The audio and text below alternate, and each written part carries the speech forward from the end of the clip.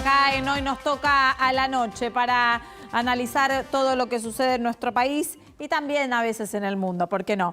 Vamos a contactar directamente con Santiago Montoya, él es especialista en políticas públicas. Santiago, buenas noches, gracias por atendernos. Buenas noches, Diana, ¿cómo estás? Bien, veníamos hablando de la necesidad de consenso político dentro de la clase dirigente de la política en el bloque anterior para poder dar como resolución a un montón de circunstancias que se dan en nuestro país sin caer tanto en la grieta. ¿Usted lo ve posible o imposible? Bueno, desde el punto de vista político creo que lo veo bastante difícil a pesar de lo necesario que es, porque me da la impresión que hay poderosas fuerzas pro grieta que están operando desde ambos lados, ¿no es cierto? Es decir, por supuesto, digamos que ya sabemos que toda la sociedad argentina tiene siempre apuntado a los sectores más intensos que forman parte de la coalición de gobierno hoy como sectores promotores de la grieta, pero sabemos bien que existe otro sector espejo. Bueno, por ejemplo, ha habido una solicitada, de hecho, de parte de la oposición en esto, no sé si fue hoy o ayer, donde justamente, digamos, también deja explicitado el interés por explotar un caso que bueno, que unos y otros se lo andan tirando como, bueno, yo te tiré a Maldonado, ahora vos me tirás a Gutiérrez, pero en definitiva eso parece bastante alejado, Diana, de la posibilidad de avanzar hacia consensos.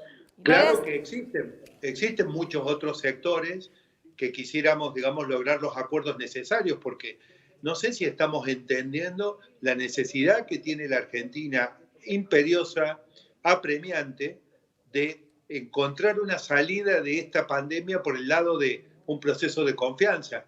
Ese proceso de confianza no es posible si no encontramos acuerdos. Ahora, Santiago, ¿el presidente en qué parte está? ¿En el de los consensos o en el de la grieta? Porque últimamente, o en general, siempre fue un hombre moderado, de equilibrio, tratando de consensuar. Se muestra con Horacio Rodríguez Larreta, con muy buena relación con el tema sanitario de la pandemia, pero por el otro lado sale a responder cada una de las situaciones en las que se prende la oposición y, por ejemplo, en el caso de Fabián Gutiérrez con el comunicado dijo que era una situación canallesca. Bueno, Alberto Fernández ha tenido muchos cambios de opinión, digamos, en los últimos años. Por supuesto, digamos que yo reivindico la posibilidad de que, habiendo logrado el acuerdo político que lo incorpora él a la fórmula presidencial, el hombre pueda evolucionar sus ideas. Ese es un derecho que todos los humanos tenemos. Me da la impresión que en el caso suyo, todavía no termina de compatibilizar esa parte tan agresiva que él tenía contra muchos de los elementos que fueron rasgos salientes de lo que le llaman el kirchnerismo, y el papel de moderado que intenta desempeñar en algunos momentos. Lo veo sumamente cambiante en sus opiniones y yo creo que ese es un tema que lo tiene que resolver pronto porque es muy difícil ser piloto de un proceso de acuerdo cuando uno tiene tantos cambios de opinión en varios temas que son muy importantes y siempre en periodos muy cortos. Claro. Por ejemplo, el caso Vicentín y otros casos, por ejemplo, el tratamiento de los empresarios. Bueno, es innumerable la cantidad de banquinazos que han habido, que bueno, que yo me doy cuenta que desde un momento de mucha tensión, bajo también la situación de la pandemia, pero usted me está preguntando, Diana, sobre un tema que necesita alguien que se pueda abstraer de todas estas cosas para moderar un discurso político más de entendimiento, ¿no? ¿Usted habla con Eduardo Duhalde?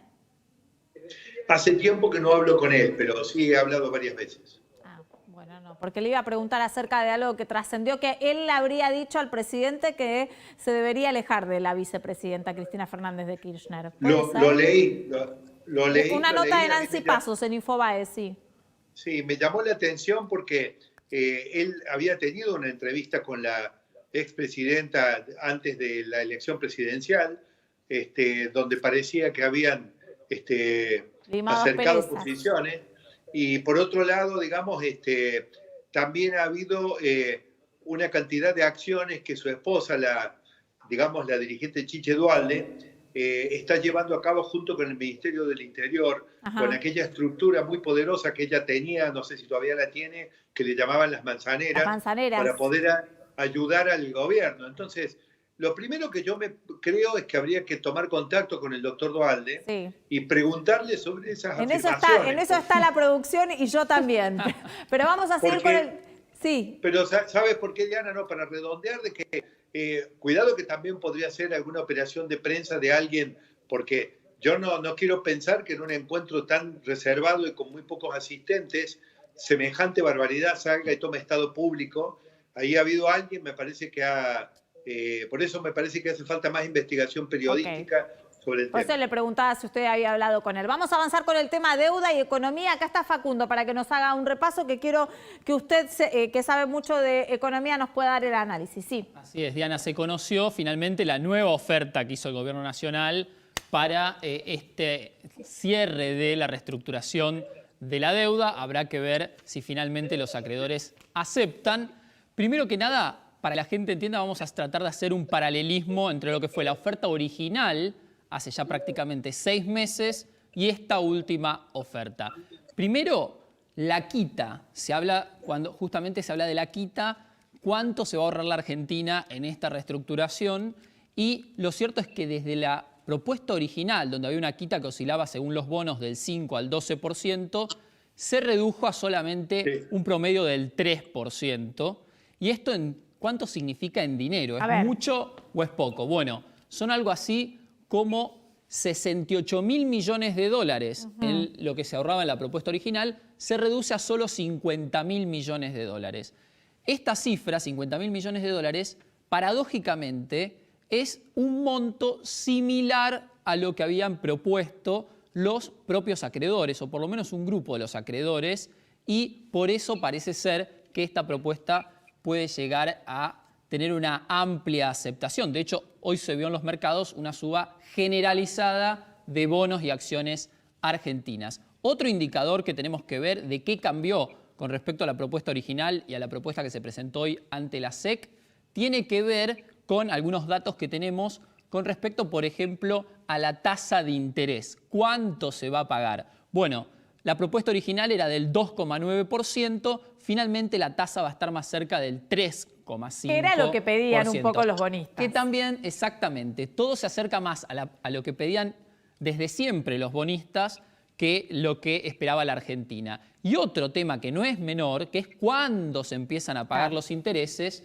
que es el periodo de gracia. Originalmente el gobierno pretendía no pagar durante su mandato o recién en el último año, es decir, en el 2023. Bueno, finalmente en esta propuesta el primer pago que tiene que hacer la República Argentina sería el próximo septiembre de 2021.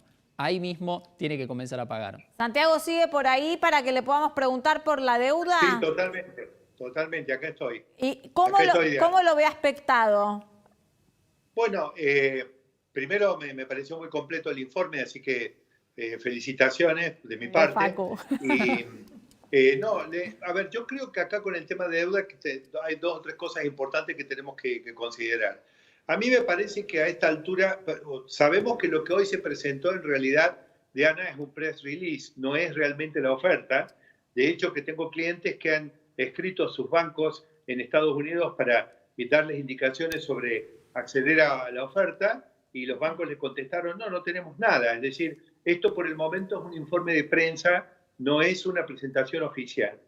Créanme que yo creo que creo que la oferta argentina definitivamente es una oferta, digamos, que está muy mejorada y es atractiva en cuanto a los números, pero no nos dejemos atrapar por un tema. Yo creo que el gran obstáculo es hoy las cláusulas legales. ¿Por qué las cláusulas legales? Porque cuando usted está hablando del país, Diana, del más defaulteador de la historia mundial, que somos nosotros, tenemos ese triste privilegio, digamos, si se puede llamar así. La mala fama. La mala fama, digamos. El problema es cuáles son la letra chica o las cláusulas. Es decir, Diana, las mismas letras chicas que nos joden a nosotros en el seguro del auto o de la casa, cuando tenemos un siniestro, pero no leíste la cláusula chiquitita que decía tal cosa. Bueno, en este caso, digamos, de lo que los acreedores están desconfiando y lo que ha motivado que hubiera un rechazo preliminar de la oferta por parte del grupo que encabeza BlackRock. Sí. Y acabo de leer recién un preinforme de Bloomberg que dice lo mismo, dice la oferta podría haber sido mejor.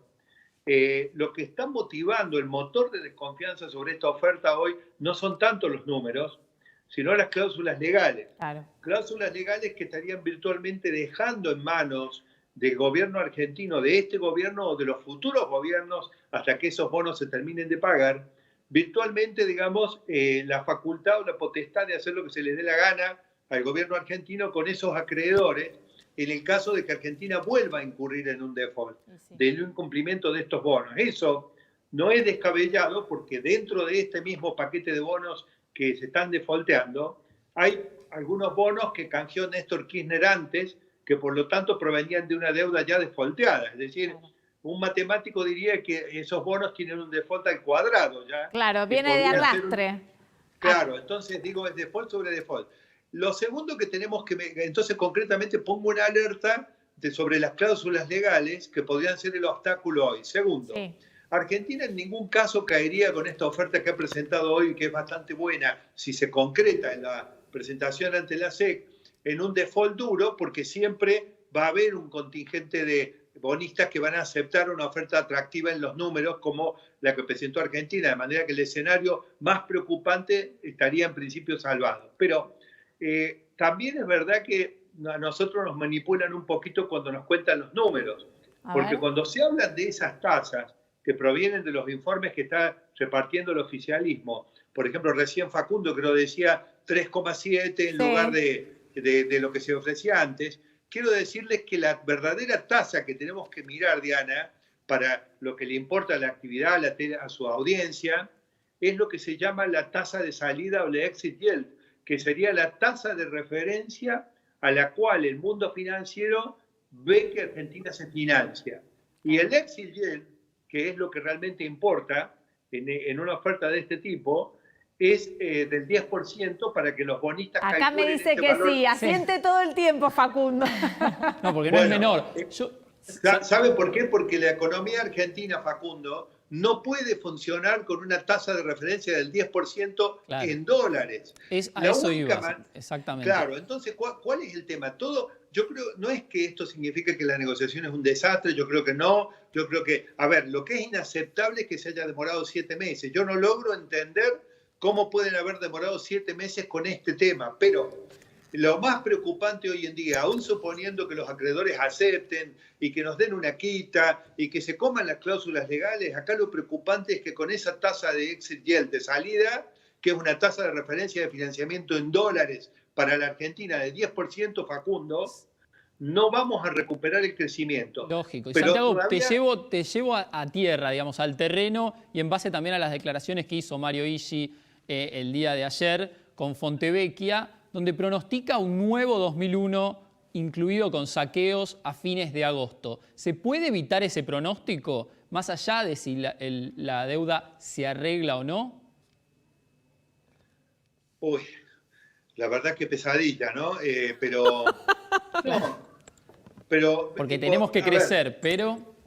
Sí, a ver, siempre hay tiempo para maniobrar. A ver... Lástima que no estoy en el piso, espero que me inviten cuando pase la pandemia. Pero por supuesto, usted está siempre invitado, Santiago, nos explica un montón con muchísima información constantemente.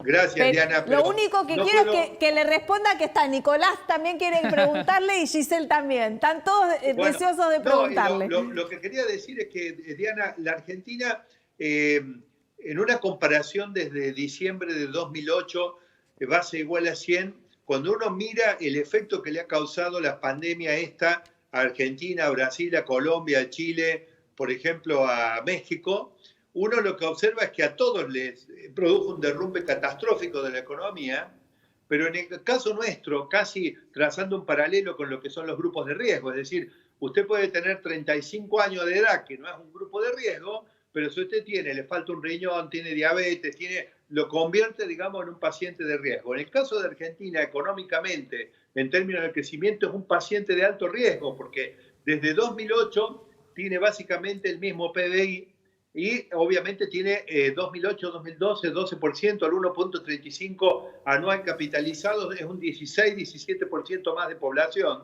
Es decir, que Argentina, cuando uno compara en el grupo de 5, todos han caído similar, pero Argentina ha caído desde un nivel demasiado bajo, Venía cayendo, lo que nos claro. lleva al mismo PBI de hace 20 años. Claro. Entonces, Montoya, la- en base a esos números, ¿no? Sí. Y lo vuelvo a llevar al plano de la negociación. Si en febrero o en enero se proponía una quita del 12,5% porque no se podía pagar otra cosa, y ahora se propone un 1,5% de quita de capital, ¿con qué lo vamos a pagar después de lo que es la catástrofe económica de los últimos meses? Yo diría todavía un poco, sería, a ver, en estos términos de esta negociación, yo creo que, bueno, obviamente cuando uno mira los números del gobierno hay muchas cosas que debe estar haciendo bien porque al presidente hoy, por lo menos por la gestión de la pandemia, lo acompañan los números. Pero en este punto que usted está diciendo, yo creo que realmente se compara muy mal con el gobierno anterior, que para mí fue malísimo. Es decir, compare esto.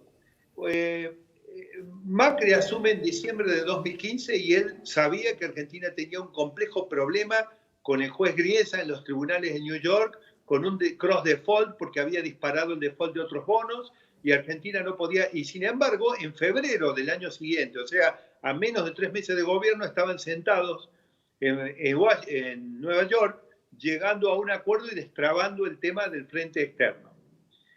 En este caso es más grave porque Macri ganó en segunda vuelta, que fue en noviembre de 2015, pero este gobierno ganó en agosto de 2019, porque cuando sacó esa diferencia en las PASO ya sabía que el triunfo estaba prácticamente asegurado.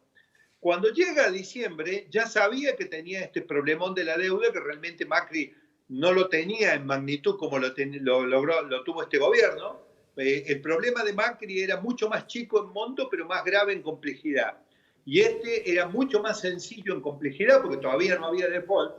Y en realidad había el default este del reperfilamiento, pero no era un default ni siquiera formal, pero sí era mucho más grande en monto, porque son 68.000 millones de dólares. Lo que quiero decir es que si ya sabíamos que teníamos este problema en diciembre, ¿me puede explicar por qué estamos teniendo esta nota hoy con usted el 6 de julio? Y todavía estamos con que no presentaron las cláusulas legales y no sabemos si llegamos a un acuerdo. Es decir, la verdad que a mí me parece que, y llego a este punto, de que lo más grave de todo en esto no es cuánto no podíamos pagar nosotros antes de quita y cuánto decimos que podemos pagar ahora, sino que el peor acuerdo para Argentina es el acuerdo que no se llega.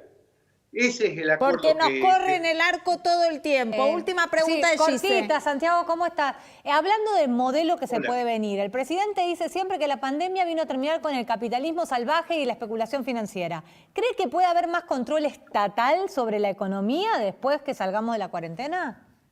¿De Argentina o a nivel De mundial? Argentina. Bueno, más control estatal, yo diría que me parece que el máximo nivel de controles estatales sería el actual, porque es lógico cuando, por ejemplo, le ha pasado a Estados Unidos, por ejemplo, en la Segunda Guerra Mundial. En la Segunda Guerra Mundial agarraban a las empresas, les decían, vos no podés ganar más que el 3% porque no va a estar ganando plata en el medio de una guerra. Vos en lugar de producir autos tenés que producir tanques. Es decir, ellos dirigían todo, pero cuando terminó la guerra, esto es típico en los países que están en guerra, que es lo más parecido que uno puede considerar a una pandemia, los países se normalizan. Yo creo que hay controles en los movimientos de capitales y otras cosas que es imposible no tenerlos. De hecho, los debió haber introducido el presidente Macri para no perder los 46.000 millones mismo que el fondo le otorgó y que, bueno, y que se evaporaron. Pero así que me parece que controles van a quedar. Lo que sí creo, y permítame que le diga esto ya lo escribí en alguna nota, en algún reportaje, déjeme por lo menos este conceptito que dejarle, que es el siguiente. A ver. No se recupera el crecimiento de la economía a golpes y sopapos regulatorios, ni impositivos, ni de otro tipo. Usted tiene que ser capaz de combinar un esquema de controles con un esquema de incentivos y con el gran movilizador que tienen los sectores de la producción, que es la posibilidad de ganar dinero haciendo negocios lícitos. Claro, la Si inversión. nosotros, Atraer claro, a los inversores. No Por espantarlos. supuesto, pero yo los inversores, Diana, para poderlos atraer, necesito ofrecerles perspectivas de negocios. No puedo hacerlo amenazando, controlando, imponiendo. No puedo hacerlo así. Esas son cosas complementarias. Claro. Siempre lo principal tienen que ser los incentivos y las oportunidades de negocio. Por eso volvemos al comienzo. Acá la tasa del exit yield del 10% en dólares, Diana, Sí. necesitamos bajarla con un proceso de confianza. Ojalá que el llegar a un acuerdo parcial o total con el tema de la deuda sea el primer peldaño, pero quiero decirles que el proceso de confianza que puede movilizar la economía, que puede encender los motores de la inversión y del crecimiento, más allá del rebote del gato muerto, como dice el amigo Milei, los motores del crecimiento que son la inversión, principalmente las exportaciones, no se van a encender si nosotros no bajamos los niveles de confrontación y generamos confianza. Muchas gracias, Santiago, por toda la información, el análisis que nos da siempre. Esperemos, por supuesto, tenerte en el piso cuando pase la pandemia, pero si no, nos volveremos a contactar a la distancia. Buenas noches. Espero que sí sea. Buenas noches, muchas gracias por llamarme. Por favor. Como lo que venía remarcando Santiago Montoya atraviesa también todos los temas en la Argentina, ¿no? La necesidad de confianza. La necesidad de confianza para los inversores, para la sociedad, para que puedan confiar en cuál es la transparencia que puede llegar a tener un caso policial. Estamos muy lejos de poder brindar confianza en ningún ámbito. Y que ninguna de las dos partes, ni oposición ni oficialismo, se vaya para los extremos. Claro. Porque si se toman decisiones que se acercan a los extremos, sonamos, no Y hay además los consenso bonistas posible. también esperan confianza, porque si no la letra chica la van a seguir desconfiando. Absolutamente, sí. Resalto lo último que dijo Santiago Montoya, me quedo con eso, que hay que generar confianza y riqueza y no más desconfianza en este país, que es un péndulo. Vamos de crisis en crisis. Qué programa para arrancar en la semana, chicos. Nos vemos mañana. Nos reencontramos a las 20:30 con las noticias y a las 22 con este equipo maravilloso hacemos Hoy Nos Toca a la Noche. Chau.